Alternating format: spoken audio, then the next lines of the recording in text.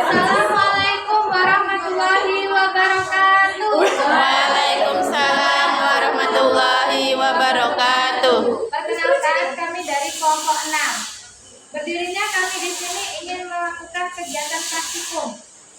Di sini kami 3 orang. Saya Sri Rahayu. Satunya gaib. Saya Nisa Amadiasari. Saya Fitri Rumahijah. Saya Di sini Geria. kami akan melakukan 2 percobaan. Percobaan pertama yaitu percobaan pemantulan cahaya dan percobaan kedua yaitu percobaan kegiatan cahaya. Adapun tujuan setelah melakukan kegiatan percobaan ini yaitu menjelaskan sifat-sifat cahaya, menjelaskan sifat-sifat bayangan yang dihasilkan oleh cermin, menjelaskan sifat-sifat bayangan yang dihasilkan oleh lensa, menentukan fokus cermin cekung, dan menentukan fokus lensa cembung. Mari kita melakukan percobaan yang pertama, yaitu percobaan pemantulan cahaya yang akan dijelaskan oleh Trisa Ameliasari.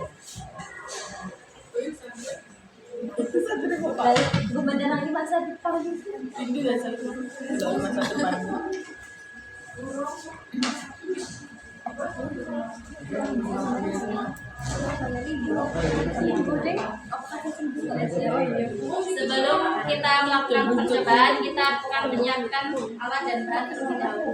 Alat dan bahan yang akan disiapkan yaitu yang pertama cermin datar, cermin cembung, cermin cekung, lampu senter,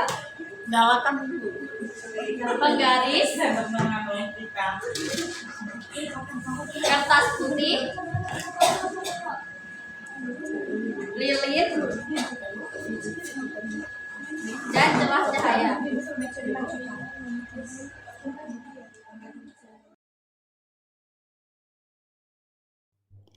Susunlah lampu, senter, dan celah cahaya di depan cermin datar. Nyalakan lampu senter pada saat sebelum dan sesudah mengenai cermin datar.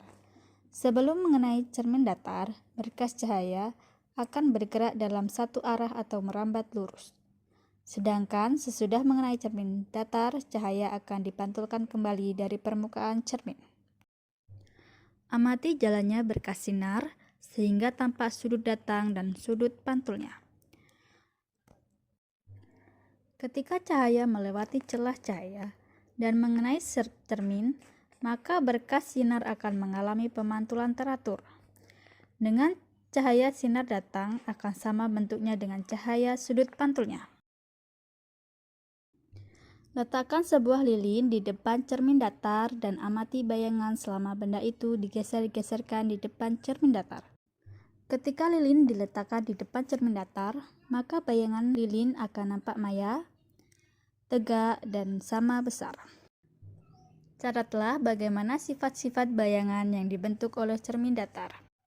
Maka sifat-sifat bayangan pada cermin datar yang nampak setelah melakukan percobaan tadi ialah maya, tegak, dan sama besar. Susunlah cermin cembung, lilin, dan layar. Nyalakan lilin dan amati jalannya berkas cahaya sebelum dan sesudah mengenai cermin cembung. Ketika cahaya lilin sebelum mengenai cermin cembung, berkas cahaya akan menyebar secara alami dari sumber lilin ke segala arah. Dan ketika mengenai cermin cembung, berkas cahaya menjadi menyebar karena cermin cembung memiliki sifat menyebarkan sinar atau divergen. Amati jalannya berkas sinar hingga nampak sudut datang dan pantulnya. Pada cermin cembung, sinar datang sama dengan sinar pantul. Jadi, sinar cahaya lilin yang datang sejajar dengan sumbu utama cermin akan dipantulkan seolah-olah berasal dari titik fokus yang berada di belakang cermin. Sinar lain yang datang menuju cermin juga akan dipantulkan menyebar menjauhi sumbu utama. Catatlah bagaimana sifat bayangan yang dibentuk oleh cermin cembung. Sifat bayangan yang diperoleh oleh cermin cembung ialah maya, tegak, dan diperkecil. Susunlah cermin cekung, lilin, dan layar. Nyalakan lilin dan amati jalannya berkas sinar sebelum dan sesudah mengenai cermin. Sebelum mengenai cermin cekung, berkas cahaya dari lilin akan menyebar ke segala arah. Dan setelah mengenai cermin, sinar-sinar yang datang sejajar dengan sumbu utama akan dipantulkan atau berkumpul konvergen. Amati jalannya berkas sinar hingga nampak sudut pantul dan sudut datangnya. Jika lilin dinyalakan di depan cermin cekung, maka cahaya lilin akan dipantulkan ketika fokus. Hasilnya, bayangan yang terbentuk bisa berupa bayangan nyata atau maya tergantung jarak lilin ke cermin. Aturlah jarak benda pada layar hingga terbentuk bayangan yang jelas dan tajam. Jika benda di depan cermin cekung digeser menjauhi cermin, maka bayangan akan menghilang.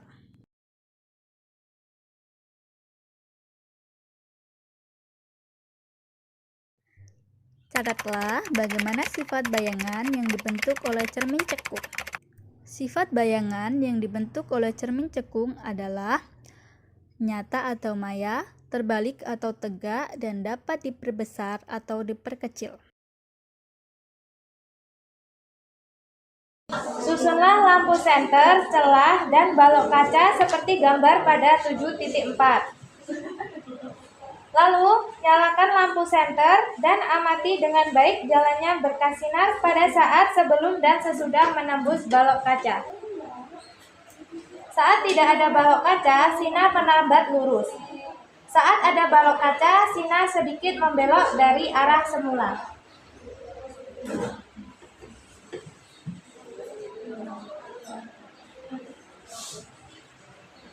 Selanjutnya, pergunakanlah lensa cembung untuk mengamati sebuah huruf pada buku dengan jarak yang relatif dekat atau antara lensa dan huruf.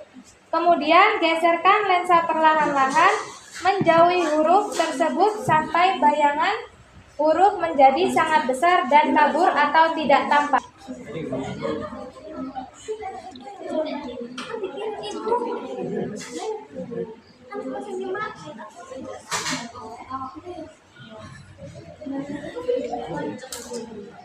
Ukur jarak huruf ke lensa pada saat tersebut dan catat bagaimana sifat-sifat bayangan yang dibentuk oleh lensa cembung tersebut.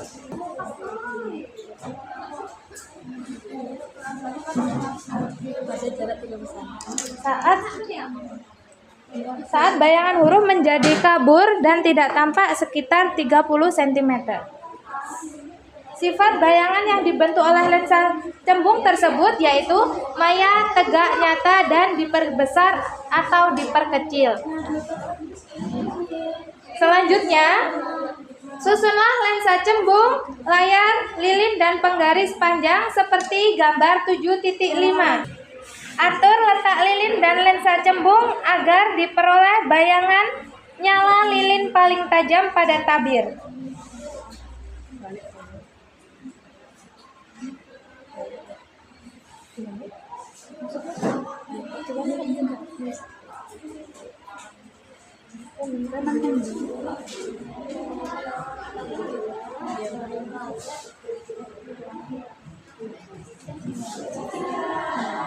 Ukur jarak benda dan jarak bayangan.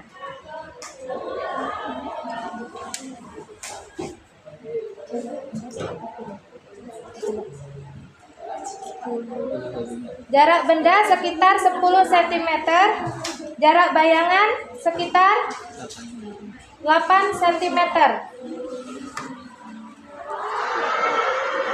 Dan catat sifat-sifat bayangan yang dibentuk oleh lensa cembung tersebut. Sifatnya yaitu maya, terbalik, dan diperbesar.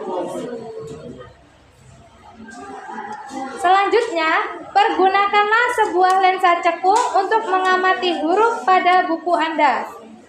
dengan jarak yang relatif dekat.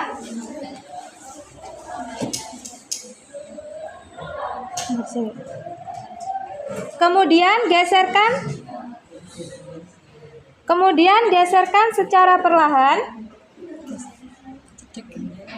menjauhi huruf tersebut.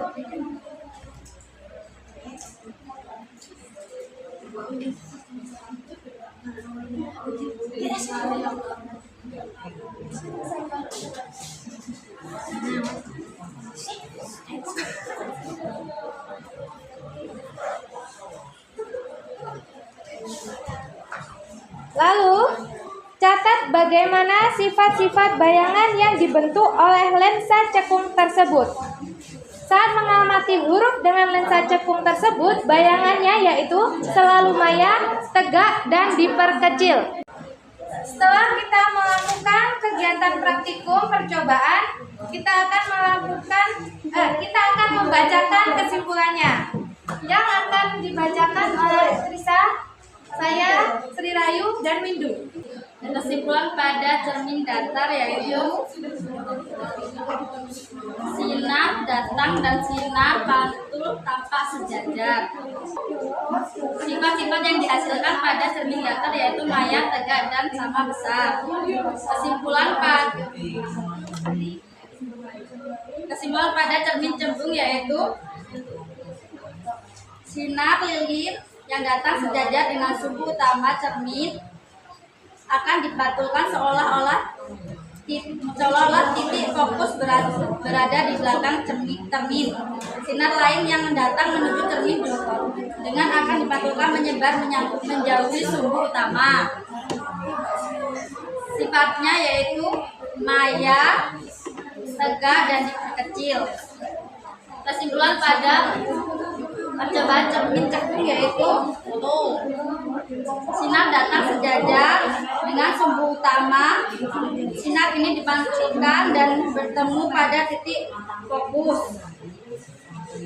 Melalui titik fokus akan dipantulkan kembali sejajar dengan sumbu utama.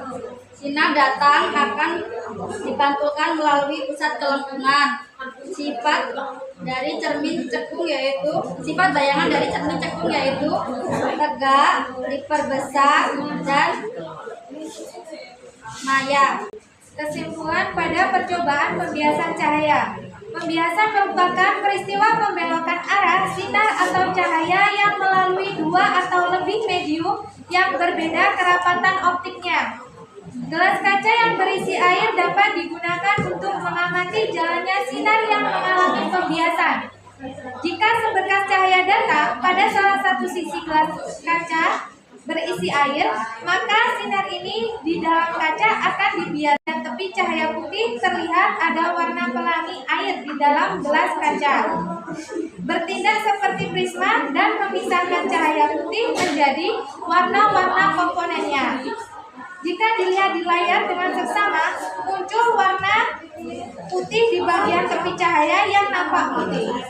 Permukaan lensa cembung akan mengalami pembiasan berkas. Berkas sinar datang akan dibiasakan sehingga berkas sinar biasanya mengumpul. Lensa cembung bersifat konvergen, mengumpulkan sinar-sinar yang dibiasakan pada satu titik. Pada lensa cembung sifat bayangan yang terbentuk ada dua, yaitu semua bayangan maya yang dibentuk lensa cembung selalu tegak terhadap bendanya, dan semua bayangan nyata yang dibentuk lensa cembung pasti terbalik terhadap bendanya. Sifat yang terbentuk pada lensa cekung selalu maya, tegak, dan diperkecil. Itulah kegiatan praktikum dari kelompok kami. Kami akhiri. Wassalamualaikum warahmatullahi wabarakatuh.